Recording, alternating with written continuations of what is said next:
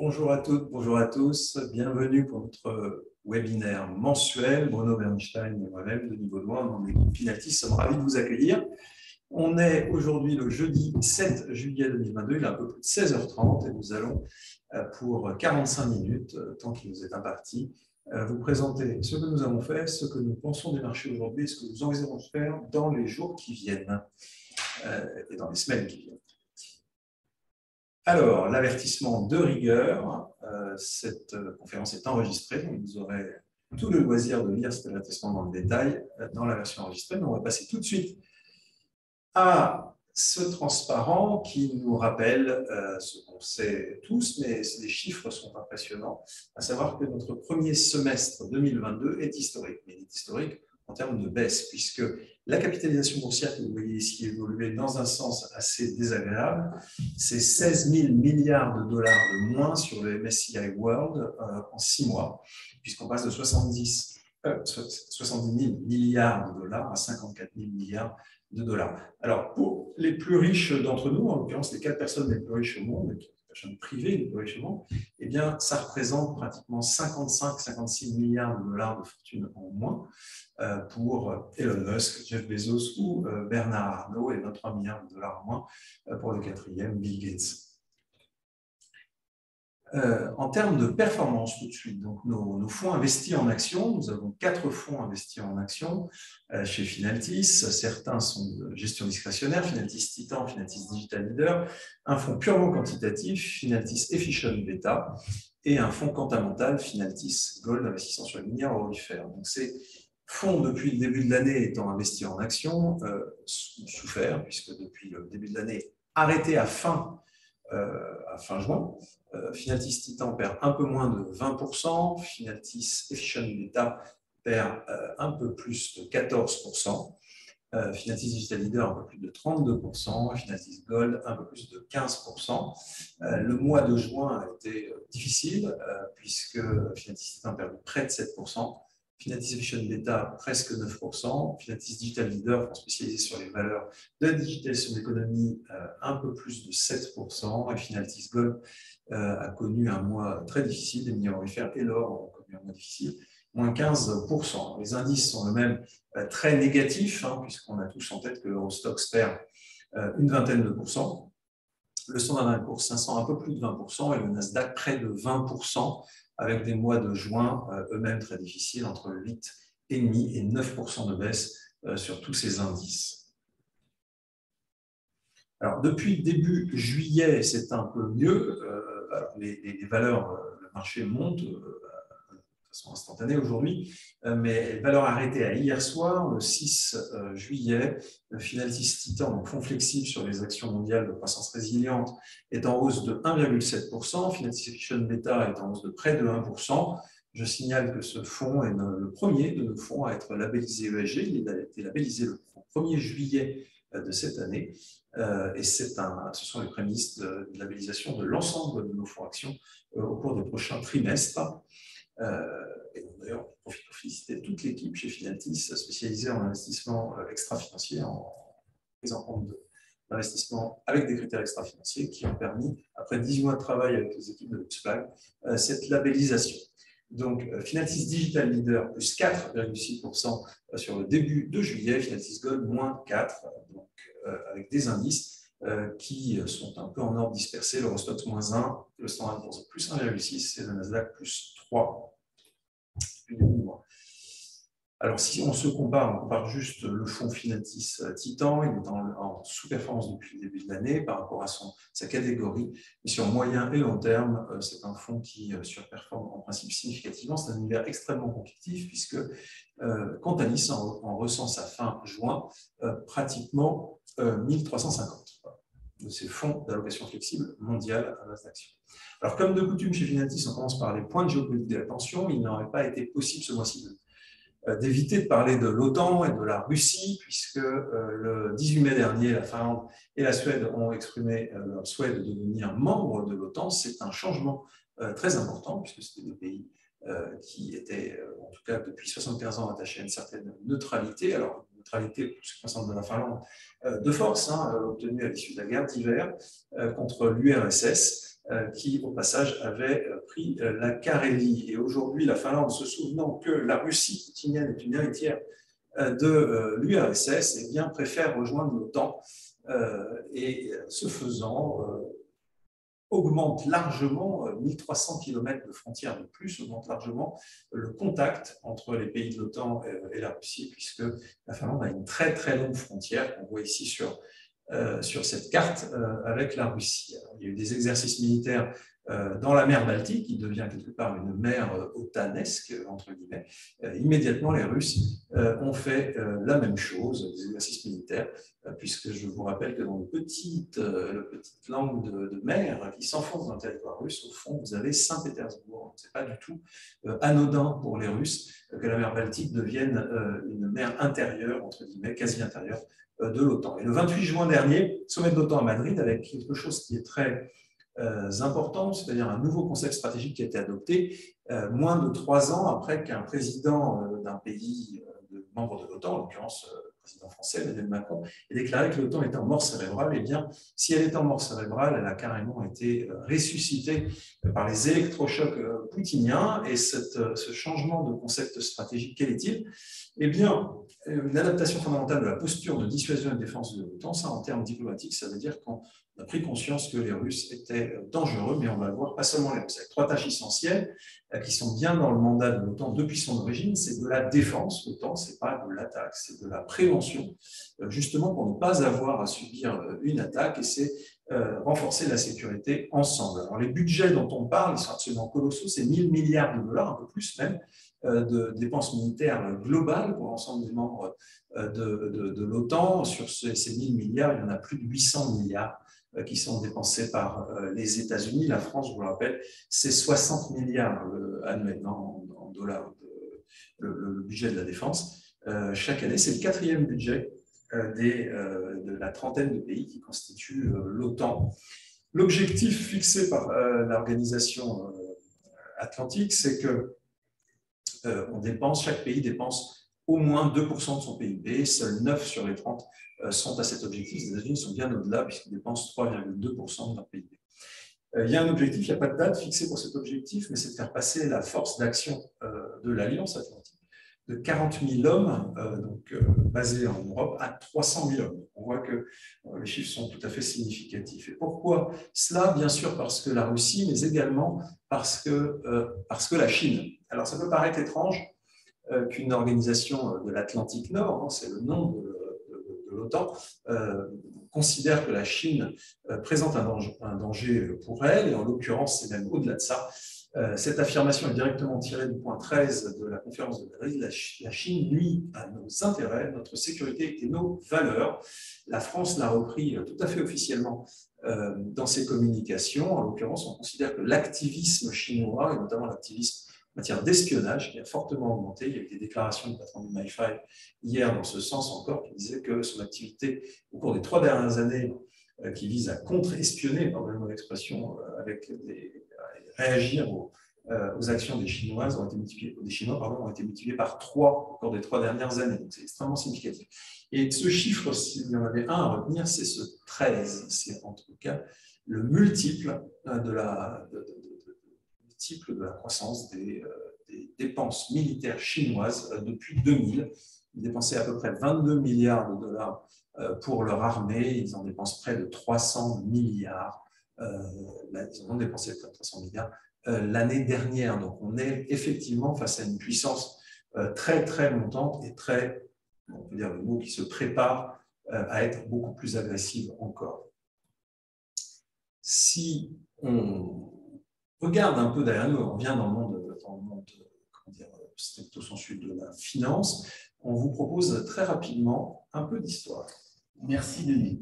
Donc, comme chacun sait, comparaison n'est pas raison, néanmoins, on peut trouver quelques enseignements à regarder dans le passé et notamment essayer de comprendre comment les marchés ont évolué après une hausse de 75 points de base, qui est l'événement marquant de ces dernières semaines, pour ne pas dire de ces derniers mois. Donc, depuis 12 ans, la Fed n'avait pas en un seul meeting monté de 75 points de base son taux de référence.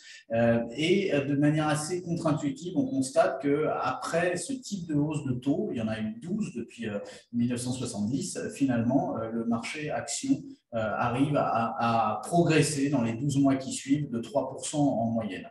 La dernière fois qu'on a, c'est une si forte hausse des taux a été décidée par les gouverneurs de la Fed, c'était en 94, et là, ça avait très bien fonctionné puisque finalement, ils avaient pu je dirais, contrer les petites poussées inflationnistes tout en évitant une récession. Et en plus, le marché action avait très fortement progressé l'année suivante. Donc, novembre 94, hausse de 75 BP.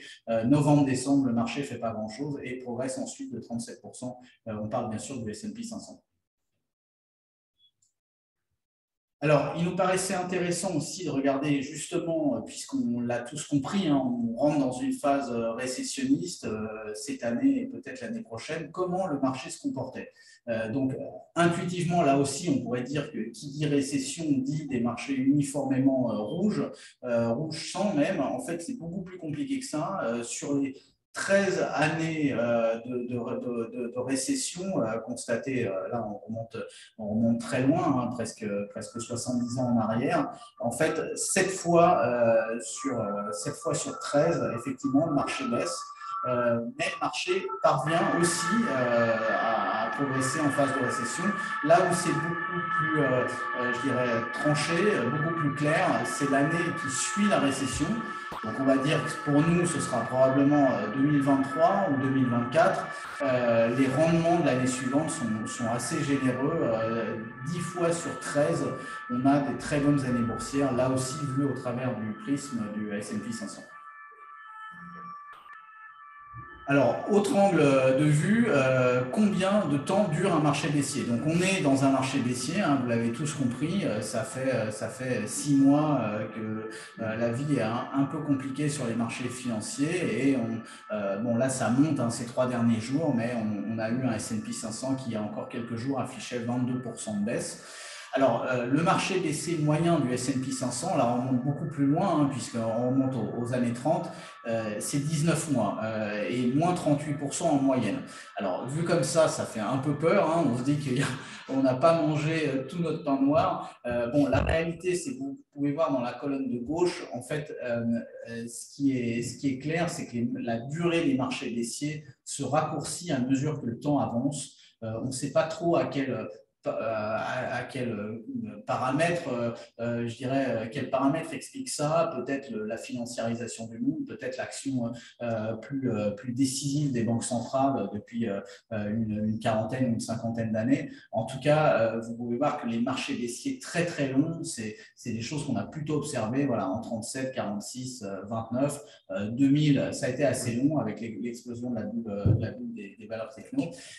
Mais bon, le meilleur est à suivre puisque après la pluie, le beau temps et après un marché baissier, généralement, c'est pour d'où l'expression acheter au son du canon, hein, c'est le cas de le dire avec la guerre en Ukraine. On constate qu'il y a une période beaucoup plus faste qui est souvent assez longue, donc en moyenne 60 mois si on fait une moyenne sur cette très très longue période et 178% de hausse à la clé. Alors, autre angle de vue, un investisseur qui aurait vendu sa pharmacie, par exemple, au milieu de l'année dernière, a investi sur les marchés fin 2021, bon, c'est pas très marrant parce qu'il arrive directement dans un marché baissier. Mais si on prend un peu de hauteur, on se rend compte que la puissance, les intérêts composés, la progression des résultats des entreprises absorbent très très bien les marchés baissiers et que le risque, en fait, décroît. On le sait bien avec la durée de détention des actions. C'est pour ça que les actions ne sont clairement pas faites pour des investisseurs qui ont 6 mois ou 1 an devant eux. Il faut beaucoup plus de temps, notamment si on arrive directement dans un marché baissier. Mais bon, sur la durée, comme vous voyez là, l'ours des marchés bears se fait généralement massacrer par le taureau des marchés boules. Sur la durée, là aussi, on voit qu'il vaut beaucoup mieux mettre son argent de côté, non pas en cash, mais sur des actions. Donc, on devrait, si nous étions totalement rationnels, conseiller à nos enfants, en tout cas nos enfants majeurs, de mettre un peu d'argent de côté. Si vous mettez 30 $ par mois ou $1 par jour de côté, au bout de 20 ans, ça ne fait pas grand-chose, ça fait 7 300 €. En revanche, investi sur les marchés, là, encore une fois, on utilise comme support le S&P, c'est beaucoup plus impressionnant et bien sûr, à mesure qu'on prend de la hauteur, 20 ans, 30 ans, 40 ans, 50 ans, 50 ans, c'est à peu près la durée de… c'est beaucoup moins que la durée depuis laquelle Warren Buffett fait de la bourse. Là, on est plus sur 70 ans. Il a acheté ses premières actions à 13 ans et il en a 96 aujourd'hui. Et il dit que sa plus grosse erreur dans la vie, c'est d'avoir acheté ses premières actions trop tard. Voilà, 13 ans, c'est trop tard. Donc, il faut démarrer très tôt et c'est comme ça que le risque décroît sur la durée. Alors, il nous paraissait important de faire un petit point sur l'inflation. C'est vraiment le sujet numéro 1 dans les marchés d'aujourd'hui. Donc, il nous semblait surtout intéressant de revenir sur la séquence et ce qu'on peut appeler une erreur des banques centrales, puisqu'il y a eu un déni jusqu'à très récemment. Alors, bon, mi-2020, là… il y a cette phrase qui restera célèbre, presque autant que le whatever it takes de Mario Draghi. Donc, en juin 2020, Powell a dit nous ne pensons même pas à penser à monter les taux.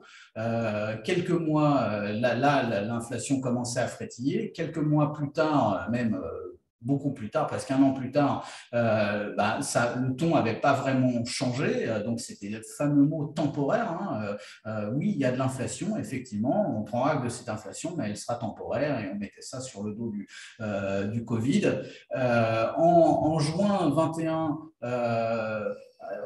on en trouve la porte sur la reconnaissance d'inflation, c'est-à-dire moi et mes gouverneurs, on commence à parler d'inflation, mais ça reste très très hypothétique alors qu'on a déjà un CPI à 5 et puis bien sûr, vous connaissez la suite, on se prend une hausse des taux en mars 2022 assez nette et une beaucoup plus grosse quelques mois après.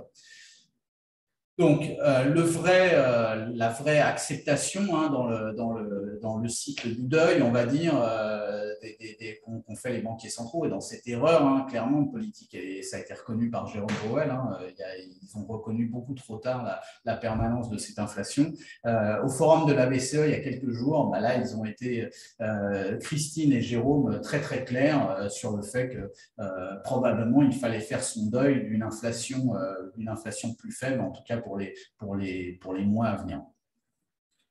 Donc, l'équipe ici, chez Finaltis, on pense que, en fait, de la même manière que les banquiers centraux ont nié la hausse de l'inflation pendant des mois en utilisant telle la méthode Coué ce mot temporaire, on pense qu'il n'est pas très crédible aujourd'hui d'aller chercher cet objectif à 2%. On sait très bien qu'on passe d'un monde désinflationniste, depuis très longtemps désinflationniste, à un monde inflationniste.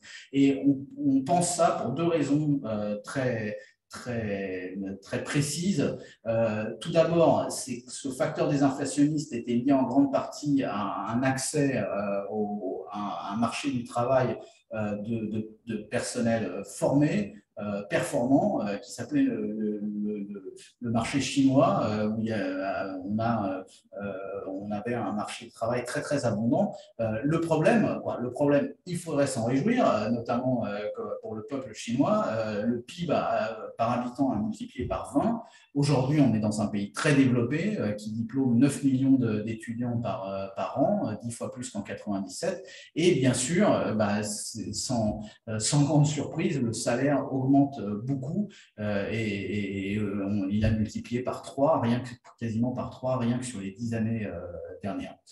L'autre facteur qui nous paraît finalement nous faire basculer d'un monde structurellement désinflationniste à un monde structurellement inflationniste, c'est la déglobalisation sur les industries stratégiques.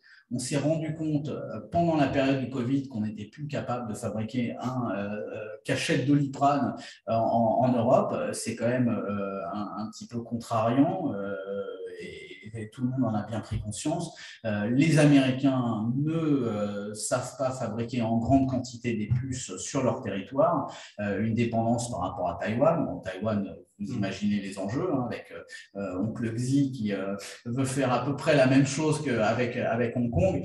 Donc tout ça va nous faire aussi passer, c'est très bien hein, de relocaliser un certain nombre d'ajustements stratégiques, sauf que ça coûte beaucoup d'argent et ça aussi, ce facteur de désinflation va devenir un facteur d'inflation dans les années à venir.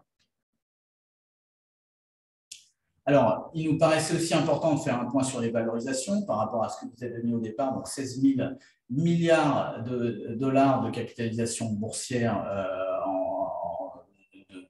perdu, on s'entend, hein, on ne pense pas que Bernard Arnault se lamente d'avoir perdu 50 milliards d'euros, il ne les a pas perdus, il est toujours actionnaire d'LVMH. Donc nous, c'est à peu près notre angle sur les marchés. Les marchés sont beaucoup moins chers aujourd'hui, mais si on est sur des bonnes sociétés, on n'est pas spécialement inquiet pour l'avenir. Donc en termes de valorisation, vous pouvez voir que le plus impressionnant, c'est le Nasdaq, hein, donc marché des valeurs de forte croissance, avec un gros biais sur le GAFAM. Hein. Vous imaginez que la capitalisation de Microsoft, Alphabet et Amazon, c'est une grosse partie en fait de l'évolution du Nasdaq. Donc, les sociétés, et en particulier les sociétés qui font beaucoup de profits, se payent beaucoup moins cher, presque 2 fois moins cher. Et si on va plus près de nous sur des indices européens, là aussi, on a une grosse contraction de multiples, avec un CAC 40 notamment, qui est quasiment aujourd'hui autour de 10 fois les résultats attendus sur les 12 prochaines années. Donc, je précise que ces graphiques, bien sûr, intègrent la révision des bénéfices qui est faite depuis plusieurs semaines par les analystes par rapport aux événements internationaux et la guerre en Ukraine, mais le marché baisse plus vite que les analystes révisent, donc les multiples de résultats baissent. Voilà, on voulait tordre le cou, on a eu des retours assez positifs sur la slide, sur l'immobilier, on voulait tordre le cou à cette idée qu'on entend et qu'on continue à attendre beaucoup, que les valos sont complètement délirantes sur les marchés. Donc voilà, on voulait rappeler qu'aujourd'hui, acheter un appartement en première couronne, il faut débourser 25 années de loyer hein, pour rembourser la somme qu'on aura versée pour acheter cet appartement. Donc c'est sur Microsoft, c'est 24 on paye 24 années de bénéfices. La grande différence entre l'immobilier et Microsoft ou l'immobilier ou Accenture, c'est que la valo est à peu près la même, sauf que dans un cas, la croissance attendue de vos loyers est très très faible, alors que Microsoft se paye effectivement 24 fois les 12 prochains mois, mais nous, on a la conviction que si effectivement on a ces croissances, vous voyez 19, 13, 16, c'est les croissances de BPA sur les 3 années à venir, en fait, vous achetez Microsoft 2025 beaucoup moins cher, 2027 encore beaucoup moins cher et Microsoft 2030 ça vaut même pas 8 fois les résultats. Voilà. C'est tout l'intérêt d'aller sur ce type de valeurs qui ont de la croissance résiliente. Donc ce raisonnement il fonctionne hein, à condition d'être sur des valeurs très très solides. Pour nous, la solidité, c'est éviter l'augmentation de capital. S'il y a bien un moyen d'être sûr que vous ne serez pas dilué, que votre 100 mètres carrés ne sera pas transformé par un coup d'accordéon du management qui ira taper sa base d'equity holder, il faut, la sécurité absolue, hein, c'est d'être sur des boîtes qui ont beaucoup de trésorerie. Donc là ces entreprises-là sont au cœur de nos portefeuilles. Ce n'est pas par hasard, parce qu'on sait qu'avec des positions de trésorerie telles que vous voyez là, ces sociétés n'ont aucune raison de venir nous diluer, nous, en tant qu'actionnaires, chose qui nous met de très, très mauvaise humeur. Hein. Donc, on met un point d'honneur chez Finatis à ne jamais être sur des sociétés qui nous font courir un risque de dilution. Et enfin, privilégier ce genre de société, ça nous paraît d'autant plus sage que vous bon, il y a toujours la presse a toujours un cran de retard, hein, donc on parle de la hausse des matières premières. La réalité, c'est que les matières premières ne montent plus hein, depuis plusieurs semaines maintenant, elles baissent même. Donc, vous voyez que le mouvement a été très puissant de hausse des matières premières. Il a démarré en mars 2020 et la plus forte hausse, donc là, c'est une baisse de 8,50, la plus forte baisse qu'on ait constatée depuis 2 ans sur les matières premières. Elle arrive maintenant. Donc attention, je dirais, sur les valeurs les plus cycliques, les plus value, les plus dépendantes du cycle économique et qui ne sont pas vraiment les valeurs qu'on privilégie dans nos portefeuilles. Alors, on a parlé de géopolitique, on a parlé d'économie, on a parlé de marché, on a parlé de valorisation. On a coutume chaque mois, quand on peut, de vous parler, quand on a le temps, de parler de ce qui fait que la croissance de demain sera ce qu'elle sera et que dans certains cas, elle pourra permettre à certaines de ces entreprises de s'affranchir du cycle économique, comme on l'a dit, qui ne nous paraît pas très positif. Et ce qui nous permet de penser que ces entreprises qui recourent à ces techniques particulières qui permettent la surcroissance, eh bien, vous les avez sous les yeux. Nous, on pense qu'il y a 6 grandes plateformes technologiques qui sont en train de révolutionner le monde et permettront aux entreprises qui y auront recours de traverser cette phase plus récessionniste. Alors, on va faire un focus sur un exemple d'intelligence artificielle.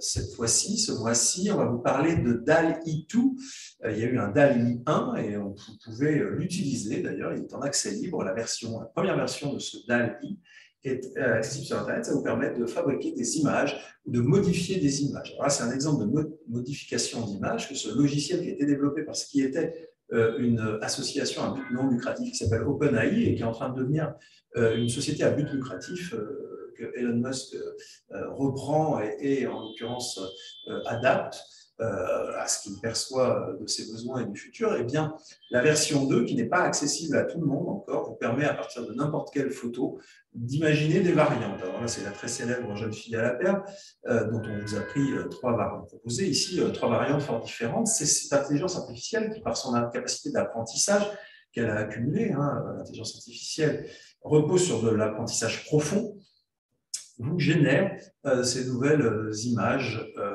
de façon non pas aléatoire, mais apprise. Et alors, plus impressionnant encore, ce logiciel d'OpenAI, cette deuxième version de logiciel, si vous lui donnez une instruction en langage naturel, donc là l'instruction elle est ici, c'est je veux des nounours, des oursons, qui font un mélange de produits chimiques à bulles et qui ressemblent à des scientifiques un peu fous, ayant un style victorien, on va dire réactualisé, industriel, actualisé.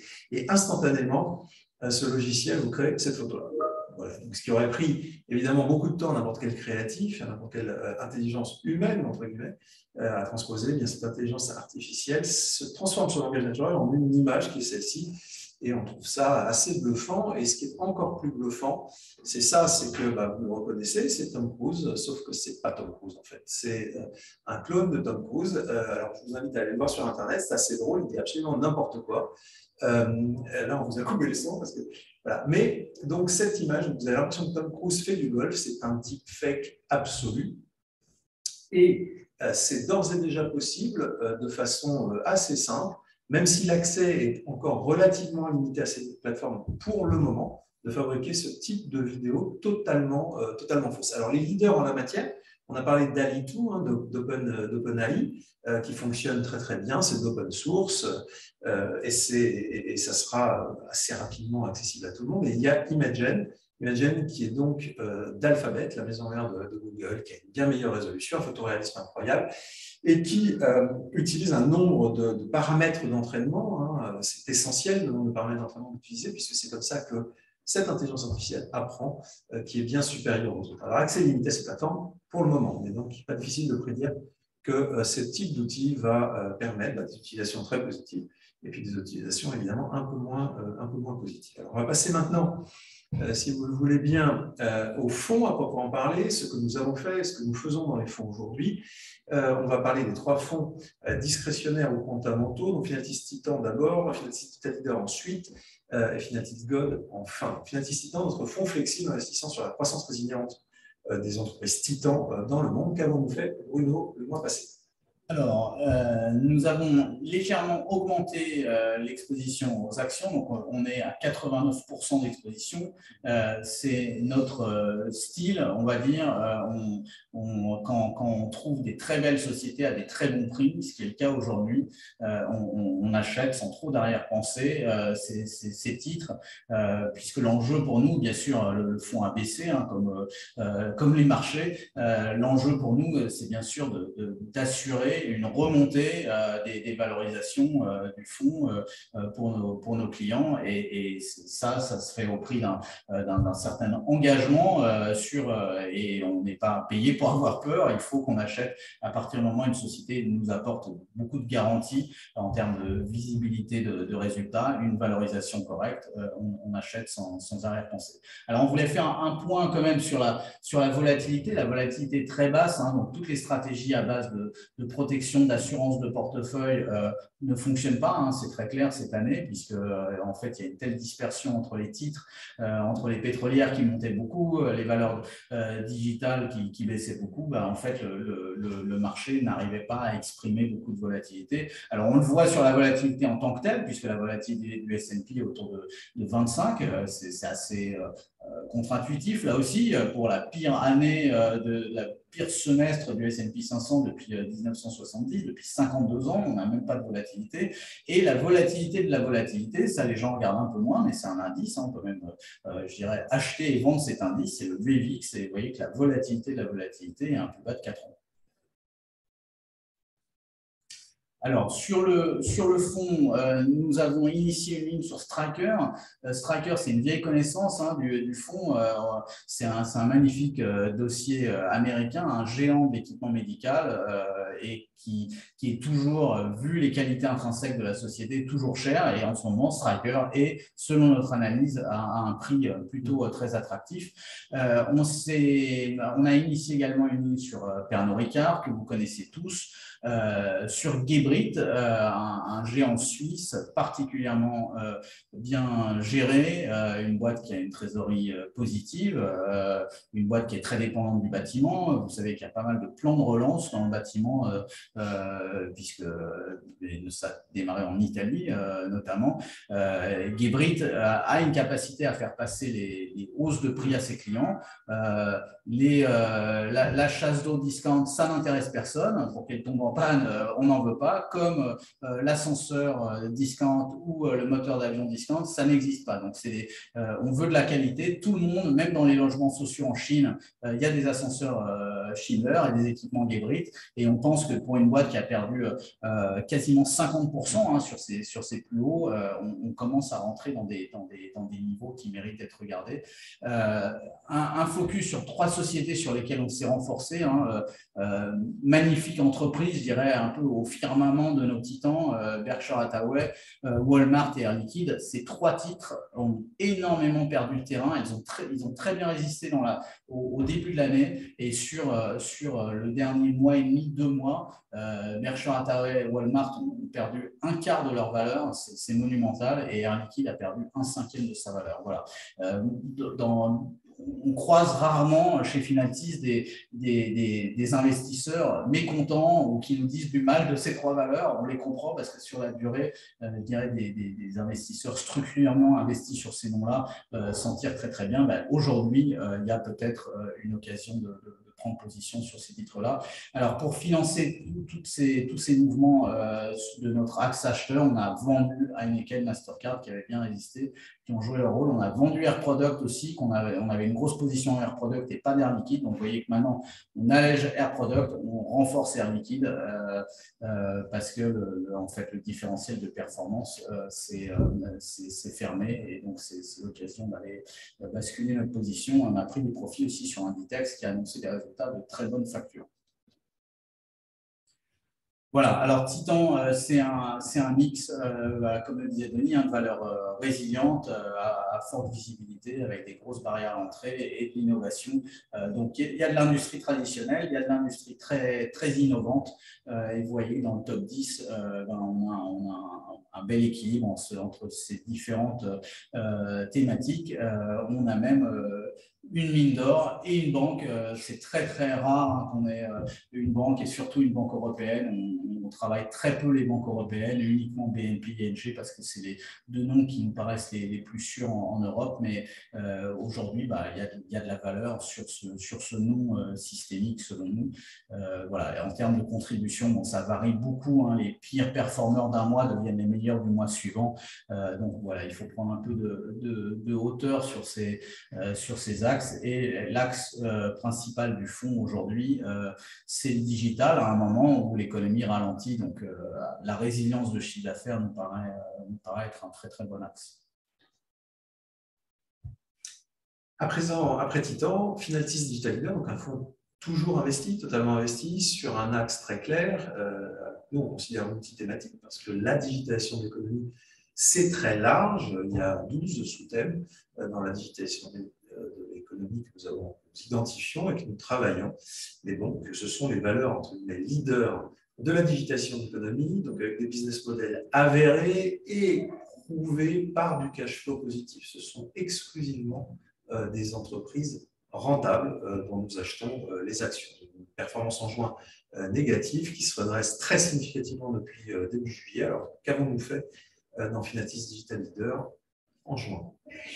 Alors, nous avons acheté, renforcé en fait des axes principalement Dassault Systèmes, Nvidia, le grand leader mondial des semis, Meta que vous connaissez tous, et notre petit dernier Booking sur lequel on a accumulé une position. Je vous invite à regarder Booking, c'est une superbe société, c'est 100 milliards de market cap, beaucoup plus gros que Trip.com ou Expedia, qui sont aussi des agences digitales, mais d'une taille beaucoup plus modeste. Booking est très intéressant à notre avis en ce moment, puisque le titre a, par sympathie, par capillarité avec le monde digital, perdu une grande partie de sa prime de valorisation. Et vous êtes sur un titre qui est complètement dans l'air du temps, puisqu'après 2 ans de Covid, et même si on n'est pas sorti de cette crise sanitaire, on sent bien qu'il y a une énorme envie partout dans le monde, et c'est une boîte globale, de bouger, de se déplacer, d'aller voir d'autres pays, de voyager. Et Booking est très, très bien inscrit dans cette thématique. C'est une société avec des marges plantureuses. Bon, ça rend un peu les hôteliers tristes, faut bien dire, parce que Booking, on peut avoir l'impression qu'ils ne font pas grand-chose, et sur les chambres d'hôtel, ils prennent 15% de la marge, donc c'est assez considérable. Mais ils apportent des clients, donc ce n'est que justice à notre avis. Et pour financer ces achats, on a vendu Viva, qui est une très belle société dans le cloud, avec un vertical sur la santé, mais il me paraissait plus important de consacrer cet argent aux 4 titres qui sont sur la gauche de votre écran, et on a écrété un peu de cette source après des très très beaux résultats qui ont vu la boîte progresser de 10% en une journée. Voilà, alors 100% digital, effectivement, avec la particularité effectivement de Digital Leader, c'est de n'être que sur des valeurs rentables. Et le crack, d'une manière générale, le crack des valeurs techno qu'on vit, qui est un peu douloureux cette année, ne ressemblera pas au crack de 2000. En 2000, il faut rappeler qu'il y a l'essentiel des valeurs autour de l'Internet perdaient de l'argent, perdaient massivement de l'argent. Aujourd'hui, vous voyez, dans le top 10, vous avez certaines des sociétés qui créent le plus de bénéfices au monde. Aujourd'hui, une société comme Microsoft a une taille en market cap équivalente à celle du CAC 40 dans sa globalité, mais surtout des profits équivalents à ceux du CAC 40 dans leur globalité. Donc, c'est des valeurs qui nous paraissent totalement cohérentes. Voilà, donc, et puis des titres un peu moins connus dans le monde digital, comme Charles Schwab, qui est le leader du brokerage online, une valeur qui étonne beaucoup nos clients, mais on les rassure beaucoup en leur disant que c'est 2 fois la taille de la BNP. Voilà. Alors après Finaltis Titan et Finaltis Digital Leader, Finaltis Gold, qui est le petit dernier dans la gamme de Finaltis, puisque nous en assurons la gestion depuis le 8 novembre 2021.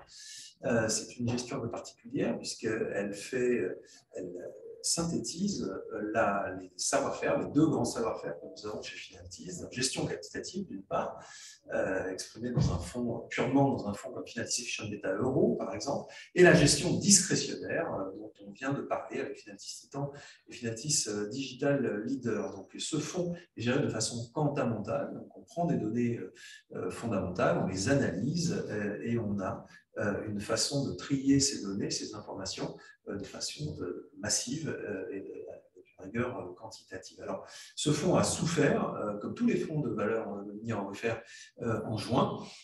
Il est négatif depuis le début de l'année. L'once d'or ne monte pas, ce qui nous interpelle. D'ailleurs, chez Finatis, on est très étonné que l'once d'or soit toujours à son niveau aujourd'hui qu'il était il y a 10 ans, alors qu'on a eu une création monétaire massive. Mais bon, ça devrait monter un jour. Et puis, de toute façon, ces entreprises dans lesquelles nous investissons sont choisies de façon fondamentale parce qu'elles sont extrêmement bien gérées en tant qu'entreprise, parce qu'elles ont une valeur optionnelle réelle, c'est-à-dire que dès que l'once d'or monte un peu, eh bien, elles amplifient ce mouvement. Et puis, elles sont, du point de vue extra-financier, parmi les plus solides que nous ayons trouvées. Même si Finatis Gold est toujours SFDR6, c'est un fonds de droit luxembourgeois, on est en discussion avec la CSSF, ce qui est très long, pour qu'ils deviennent SFDR8. Donc, un mois difficile, mais un mois qui a connu, qui s'est achevé tout début juillet par une rotation du portefeuille, à peu près un quart du portefeuille a bougé, et vous voyez qu'il y a deux grandes diversifications par rapport à de pures minières aurifères. Nous allons vers d'autres minières spécialisées, d'autres métaux précieux, donc essentiellement l'argent. On peut également investir dans des mines de palladium et des mines de platine, et puis des minières généralistes, de grandes minières généralistes qui ont une activité aurifère très très importante et qui, si elles étaient spin-offées, ces activités aurifères, compteraient parmi les plus grandes minières aurifères au monde. Et parmi ces grandes minières aurifères, celle qu'on a dans le portefeuille, il n'y en a qu'une à ce jour, c'est Rio Tinto, qui présente toutes les caractéristiques à la fois financières et extra-financières qui nous rassurent. Alors, géographiquement, on est dans des juridictions de cotation, ici sont les juridictions qui sont particulièrement bonnes, entre guillemets, tant financièrement qu'extra-financièrement, avec une grande transparence. Et puis, les juridictions d'intervention, d'extraction, on élimine également toutes les juridictions qui seraient vraiment trop sujettes à doute, voire à certitude de problèmes extra-financiers. Voilà. Donc, c'est un fonds qui est géré en premier lieu afin d'éviter les accidents. On sait tous que les minières aurifères sont très accidentogènes en termes boursiers et aussi parfois malheureusement en termes physiques. Mais toutes ces valeurs que nous choisissons sont avant tout là parce que nous pensons qu'elles ont une vraie robustesse dans leur univers assez étroit de minières aurifères. Alors, deux petits comme on dit dans notre rapport mensuel de Gold Nugget, donc des pépites, je ne mots auxquels on n'a pas pu résister. Eh bien, donc d'abord, le comportement de Finatis Gold par rapport à l'once d'or, on voit qu'on est en sous-performance depuis le 8 novembre dernier par rapport à l'once d'or, mais on voit que assez régulièrement, on a une pattern, on retrouve, dès qu'il y a une petite hausse de l'or, une accélération sur une entreprise très très bien gérée qui, entre guillemets, pardonnez-moi ce parallèle qui est inexact, mais qui nous semble quand même conceptuellement intéressant, qui est ces titres rentrent dans la monnaie par rapport à l'once d'or, justement parce qu'elles sont bien gérées, que leurs coûts fixes sont largement couverts et permettent une accélération de leur coût. On n'est pas du tout dans cette période-ci. Là, on vient de connaître un écartement par rapport à l'once d'or et nous pensons que ces valeurs bien gérées devraient rattraper. Alors, et enfin, donc, un gold nugget, on n'a pas pu s'empêcher chez Finatis, après avoir connu pendant plusieurs trimestres, si ce n'est des années, un certain nombre de pressions de l'extérieur qui nous expliquaient que le Bitcoin et les crypto-monnaies, d'une manière générale, c'était l'or digital d'aujourd'hui. Alors, chez Finatis, on investit dans les valeurs de la digitalisation de l'économie. On est très intéressé par les technologies sous-jacentes au Bitcoin, la blockchain, qui est une des technologies, à notre avis, des 6 plateformes technologiques qui sont en train de révolutionner le monde dans tous les secteurs, pas celui nécessairement exclusivement des crypto-monnaies. Et on pense que ce n'est pas d'ailleurs le secteur le plus intéressant pour faire de la blockchain. Mais on n'a pas pu s'empêcher de regarder maintenant qu'on est dans une période, on vient de connaître une période beaucoup plus agitée, comment se comporte ce Bitcoin. On l'a tous en tête, mais relativement à l'or. Et là, on a bien l'impression que là, en l'occurrence, l'once d'or est bien protectrice, alors que le Bitcoin est quelque part un actif risqué avec plus de levier encore. Comme on a pu l'observer, là, c'est sur une fenêtre d'un an. Voilà ce qu'on voulait partager avec vous, ce que l'équipe de Finatis nous a demandé de partager avec vous aujourd'hui. Bruno et moi sommes ravis d'avoir respecté nos 45 minutes allouées pour ce webinaire. Nous nous retrouverons début septembre, car début août, non, nous ne fermons pas, les marchés ne ferment pas, nous travaillons, mais nous avons cru comprendre que beaucoup d'entre nous avions quand même prendre quelques jours de repos. Il n'y aura pas de webinaire début août et nous nous retrouverons avec très grand plaisir début septembre. On vous souhaite un excellent été. À bientôt. Merci. Merci.